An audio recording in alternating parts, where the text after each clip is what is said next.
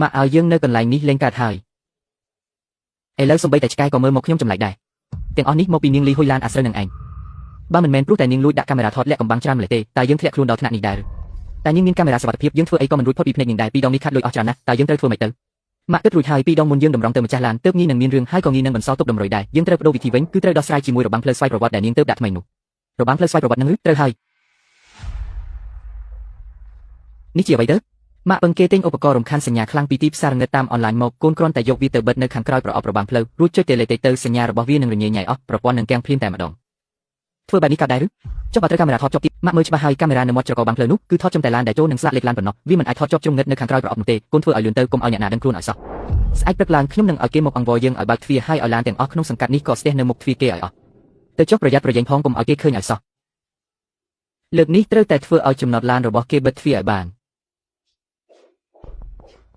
នឆុកសំអ្នកទាំងអស់គ្នាកុំភ្លេចជួយ admin តាមរយៈ ABA ដើម្បីឲ្យ admin មិនមានកាហ្វេផឹកមកយប់ដើម្បី admin នឹងមានកម្លាំងក្នុងការធ្វើរឿងពេញជូនអ្នកទាំងអស់គ្នាទស្សនាជាបន្តទៀតបាទសូមអរគុណលឿនឡើងបិទរួចហើយទៅភ្លាមគុំរអូគុំរអែរួចហើយចុច delete ទៅជោគជ័យហើយស្អែកនេះពេលម៉ោងញញឹកខ្ញុំចង់ដឹងថាគេដោះស្រាយមិនជាមួយឡានរាប់សិបគ្រឿងដែលស្ទះនៅមុខទ្វារនោះធ្វើបានល្អណាស់យើងទៅវិញទៅ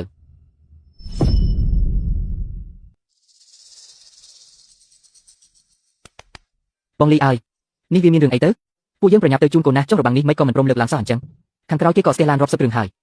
យសូមអភ័យទោសអ្នកទាំងអស់គ្នាប្រព័ន្ធស្រាប់តែគង់ខាងក្រោយកំពុងតែចាប់ផ្ដើមដំណើរការឡើងវិញជាបន្ទាន់ខ្ញុំនឹងលើកកបាំងដោយដៃជូនអ្នកទាំងអស់គ្នាភ្លាម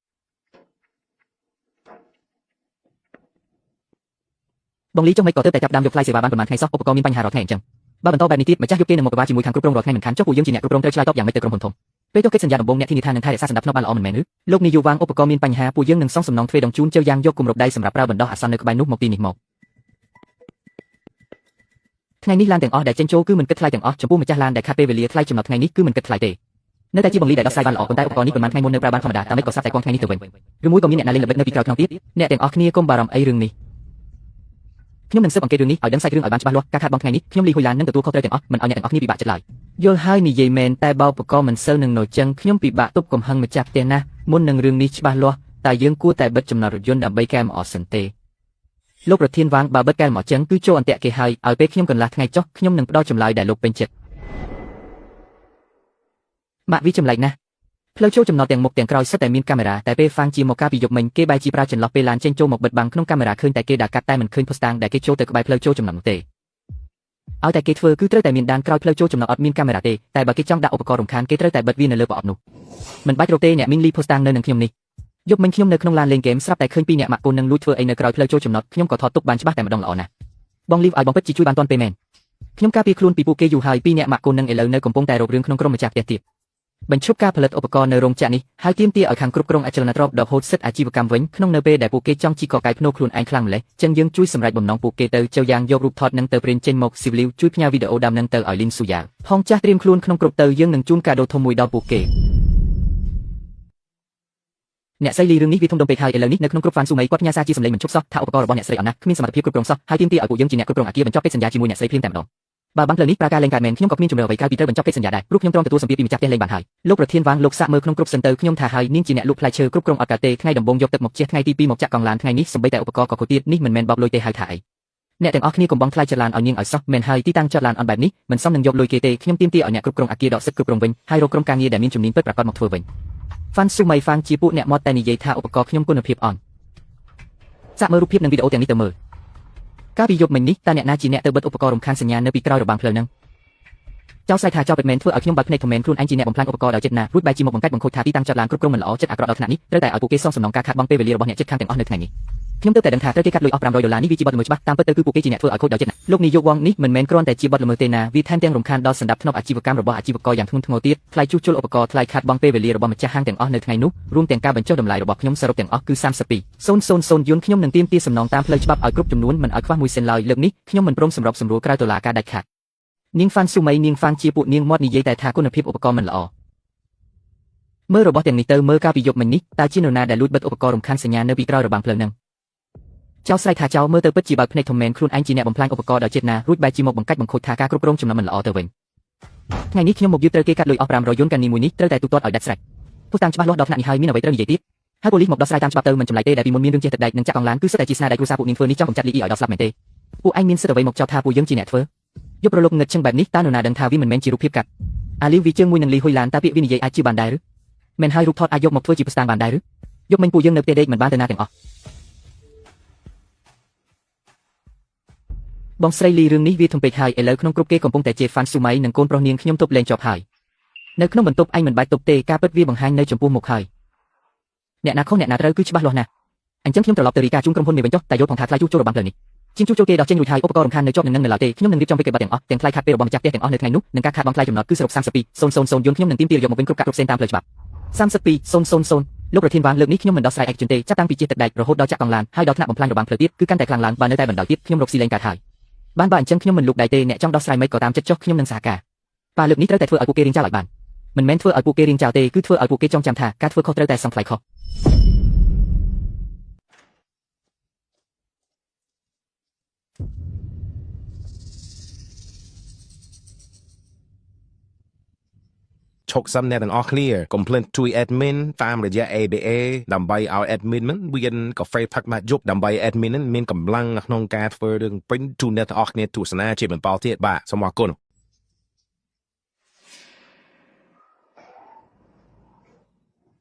គឺអានឹងហើយយប់ជ្រៅទៅកំទេចចំណត់ឡានគេថែមទាំងចាក់កង់ឡានគេទៀតឬថាវាធ្វើឲ្យរឿងរៀបការកូនប្រុសគេខូចអស់គេទៅមើលមុខគ្នាមិនទាន់ផងក៏លុបចោលវិញអូយមើលទៅស្រីម្នាក់នឹងគួរឲ្យស្អប់ណាស់មែនទេ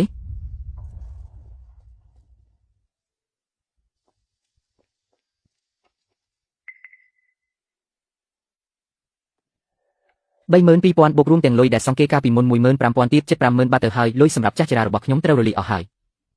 ម៉ាក់គុំនិយាយអីឥឡូវខ្ញុំទៅធ្វើការក៏មិនហ៊ានមើលទូរស័ព្ទដែរក្នុងគ្រប់គេជាខ្ញុំសុទ្ធតែម្ដងហេតុអ្វីទៅហេតុអ្វីយើងសុំលុយគេហើយនៅត្រូវគេជាទៀតមើលទៅកូនត្រឡប់មកវិញគឺស្អាតបាត់ម៉ាក់ឈប់ទៅចុះបើនៅតែរករឿងបន្តទៀតយើងពិតជាមិនអាចរស់នៅក្នុងភូមិនេះបានទៀតទេហេឈប់ទៅហេតុអ្វីត្រូវឈប់គេធ្វើឲ្យអញត្រូវលុបចោលការជាប់ពាក្យធ្វើឲ្យបាក់ខាត់លុយហើយធ្វើឲ្យគ្រួសារយើងគ្មានមុខមាត់នៅក្នុងភូមិគ្រឿងនេះចុះប៉ាចង់ធ្វើអីទៀតឥឡូវគេដឹងពេញភូមិហើយថាជារបស់យើងធ្វើបើប៉ាហ៊ានធ្វើទៀតគេចាប់បានមិនខានទេអញ្ចឹងកុំធ្វើខ្លួនឯងទៅជួអ្នកក្រៅមកឲ្យគេរកភស្តុតាងមិនឃើញទៅរកអ្នកណាកូនស្គាល់អ្នកក្រៅខ្លះគេឲ្យតែលុយគឺធ្វើការឲ្យហើយឲ្យគេទៅបង្កចំនួននៅហាងគេធ្វើឲ្យខូចគេឈ្មោះភ្ញៀវមិនហ៊ានចូលអាជីវកម្មគេនឹងដួលរំដោយឯងរឿងវាសាមញ្ញទេប៉ាគ្រាន់តែបើកឡានទៅហាងលាងឡានគេធ្វើជាភ្ញៀវលាងឡានរួចហើយប្រាប់ថាគេធ្វើឲ្យឡានប៉ាមានស្នាមឲ្យគេសឹងលុយមកឲ្យសងប៉ុន្មាននិយាយឲ្យធំទៅគឺរាប់ពាន់ដុល្លារបើគេមិនឲ្យក៏បង្កចំនួនទៅថតវីដេអូបង្ហោះតាមអនឡាញប្រាប់ថាហាងគេបោកប្រាស់ធ្វើឲ្យរឿងកាន់តែធំកាន់តែល្អការងារនេះមិនពិបាកទេតើបានប៉ុន្មាន5,000ធ្វើការសម្រេចហើយនឹងឲ្យ5,000ទៀតបានផ្ញើអាសយដ្ឋានមកឲ្យប៉ាស្អែកប៉ានឹងទៅចាំទុកណាកុំឲ្យមានភស្តុតាងធ្វើការរួចហើយចាំទូរស័ព្ទមកកុំផ្ញើសា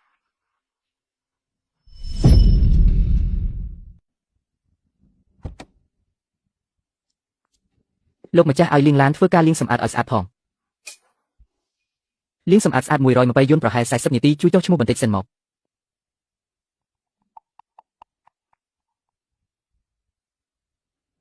នេះវាជារឿងអីឡានខ្ញុំបើកមកល្អសោះពួកអ្នកឯងធ្វើឲ្យវាខូចខាតបែបនេះបានម៉េចឃើញទេស្នាមឆ្កួតវែងអន្លាយបែបនេះពួកអ្នកឯងលាងរបៀបម៉េចហ្នឹងសងលុយមកលោកម្ចាស់កុំតន់អាខឹងអីបើវាពិតជាបណ្ដាលមកពីការលាងឡានរបស់យើងមែនខ្ញុំនឹងទទួលខុសត្រូវប៉ុន្តែយើងត្រូវតែពិនិត្យមើលភស្តុតាងសិនភស្តុតាងអីស្នាមឆ្កួតនេះបើមិនមែនពួកអ្នកឯងធ្វើទេចុះឲ្យអ្នកណាធ្វើឡានខ្ញុំពេលបើកចូលមកគឺនៅល្អសោះអ្នកទាំងអស់គ្នាជួយមើលផងហាងលាងឡាននេះបោកប្រាស់ណាស់លាងឡានភ្ញៀវខូចហើយមិនព្រមទទួលខុសត្រូវទេថ្ងៃក្រោយកុំមកហាងនេះទៀតឲ្យសោះអ្នកទាំងពីរសូមកុំមកឈររារាំងមុខហាងធ្វើឲ្យប៉ះពាល់ដល់ការរកស៊ីអីខ្ញុំនឹងបើកកាមេរ៉ាសុវត្ថិភាពឲ្យអ្នកទាំងពីរមើលនេះជារូបថតដែលថតមុនពេលលាងឡានស្នាមឆ្កួតប៉ុន្មានកន្លែងហ្នឹងគឺមានតាំងពីមុនមកម្លេះទាំងពេលវេលាទាំងការបរិច្ឆេទគឺមាននៅលើហ្នឹងទាំងអស់អ្នកអាចមើលដោយខ្លួនឯងបានរូបថតនឹងអ្នកណាទៅដឹងថាថតបំពេញបន្ថែមក្រោយអ្នកអាចបញ្ជាក់បានទេថារូបថតនេះគឺប្រព័ន្ធក្នុងហាងបង្កើតដោយស្វ័យប្រវត្តិម៉ោងពេលគឺកែមិនបានទេហើយកាមេរ៉ាសុវត្ថិភាពក៏មានកត់ត្រាជាប់រហូតដែរចាប់តាំងពីឡានចូលហាងរហូតដល់លាងចប់បុគ្គលិកមិនបានធ្វើអ្វីឲ្យមានស្នាមឆ្កួតឡើយបើអ្នកនៅតែទូចថាពួកយើងជាអ្នកធ្វើឲ្យខូចខ្ញុំអាចហៅប៉ូលីសឲ្យមកដោះស្រាយហើយឲ្យ PTT3 មកធ្វើការត្រួតពិនិត្យបានឲ្យភ្លេចវាទៅចុះចាត់ទុកថាយើងសំណាងអាក្រក់ទៅចុះបើមិនសងក៏មិនបាច់សងទៅចាំសិនពួកអ្នកមកឈររារាំងមុខខាងខ្ញុំស្រែកឡូឡាធ្វើឲ្យប៉ះពាល់ដល់ការរកស៊ីរបស់ខ្ញុំហើយថែមទាំងថតវីដេអូបង្កាច់បង្ខូចទៀតរឿងនេះមិនអាចបញ្ចប់ត្រឹមនឹងបានទេចុះអ្នកចង់បានអីទៀតលុបវីដេអូនឹងចោលហើយសុំទោសខ្ញុំភ្លាមបើមិនអញ្ចឹងទេខ្ញុំនឹងហៅប៉ូលីសឥឡូវនេះឯងកាមេរ៉ាសុវត្ថិភាពនិងរូបថតក្នុងហាងសុទ្ធតែជាភស្តុតាងចាំមើលពេលប៉ូលីសមកដល់តើអ្នកណាជាអ្នកខាតបងខ្ញុំសុំទោស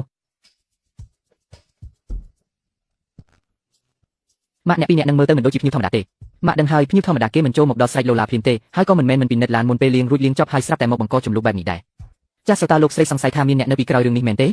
កុំតន់ឲ្យមាត់ក្អីទៅកាត់រូបមុខមនុស្សពីរអ្នកនោះចេញពីកាមេរ៉ាសុវត្ថិភាពមករក្សាទុកឲ្យល្អជួយយកឲ្យឯងនេះដំណឹងអត់កាលពីម្សិលមិញមានប្រុសពីរអ្នកទៅបង្កចំនួននៅហាងមីងលីគេថាហាងយើងលាងឡានធ្វើឲ្យឡានគេកោះខូចអស់ ចុះមកទៀតមីងលីគាត់ឆែកកាមេរ៉ានិងរូបថតឃើញថាស្នាមកោះនឹងមានតាំងពីមុនលៀងឡានមកម្លេះពួកនឹងដឹងថាខ្លួនខុសក៏នាំគ្នាដើរចេញទៅវិញបាត់ចៃដល់ម្លេះទាំងចាក់ទៅក៏ខ្វក់ទាំងចាក់កង់ឡានទាំងបំផ្លាញរបាំងផ្លូវឥឡូវមានគេទៅបង្កចំនួននៅខាងទៀតកើតឡើងព្រមគ្នាតែម្ដងអញក៏គិតថាមានអ្វីមិនស្រួលដែរមែនមិនមែនគ្រាន់តែគិតទេគឺវាច្បាស់ពេកហើយខ្ញុំស៊ើបសួរពីពីរនាក់នឹងហើយមិនមែនជាអ្នកក្នុងបរិយាយន្តទេគេជិះឡានចាស់មួយគ្រឿងចូលចិត្តទៅពេលរសៀលដែលមិនសូវមានមនុស្សចុះអញគិតថាអាចជាវ៉ែនឈីមីទៀតរត់អត់មានផូស្តាងគុំនិយាយផ្ដេសផ្ដាស់អីប៉ុន្តែរឿងនេះត្រូវប្រាប់មីងលីឲ្យដឹងខ្លួនមីងលីឮថាមានគេមកបង្កចំនួននៅហាងមីងមែនទេព្រោះពីរនាក់នឹងខ្ញុំដេញឲ្យទៅបាត់ហើយខ្ញុំស៊ើបសួរហើយពីរនាក់នឹងមិនមែនជាអ្នកក្នុងបរិយាយន្តទេមីងសាក់គិតមើលតើមានអ្នកណាជិះឡានពីក្រៅមកបង្កចំនួនដល់ហាងមីងមីងសង្ស័យវ៉ែនឈីមីមែនទេតាំងពីចាក់ទៅក៏ខ្វក់ចាក់កង់ឡានរហូតដល់បំផ្លាញរបាំងផ្លូវរឿងទាំងអស់នឹងមិនមែនធ្វើដាក់មីងទេឥឡូវរឿងពីរនឹងបែកការហើយនាងក៏បដូរវិធីសាស្ត្រថ្មីតែខ្ញុំអត់មានផូស្តាងពីរនាក់នឹងមកបង្កចំនួនទោះបីគួរឲ្យសង្ស័យមែនតែគេមិនបានបន្សល់ទុកតម្រុយអ្វីទេបានហើយអរគុណច្រើនណាស់អាពូអត់ប្រយោជន៍ព្រោះពីរនាក់នឹងសំបីតែស្រីម្នាក់ក៏ដោះស្រាយមិនបានដែរម៉ាក់ឲ្យកូនប្រាប់ហើយថាគុំរកអ្នកក្រៅមកគេមិនអាចទុកចិត្តបានទេទោះមិនអាចទុកចិត្តក៏ត្រូវតែពឹងគេដែរម៉ាក់មិនជឿទេថានាងលីហ៊ុយឡានអាចការពារខ្លួនបានរាល់ដងនោះតែថាស្ងាត់មកទៅម៉ាក់កំពុងគិតរកវិធីផ្សេងនាងមិនមែនបើកខាងលៀងឡានទេគ្រាន់តែមានគេទៅបង្កចំនួនឈ្មោះសម្លេងនាងនឹងស្អុយរលួយមិនខានម្ដងមិនបានក៏ពីរដងមិនបានក៏បីដងទៅ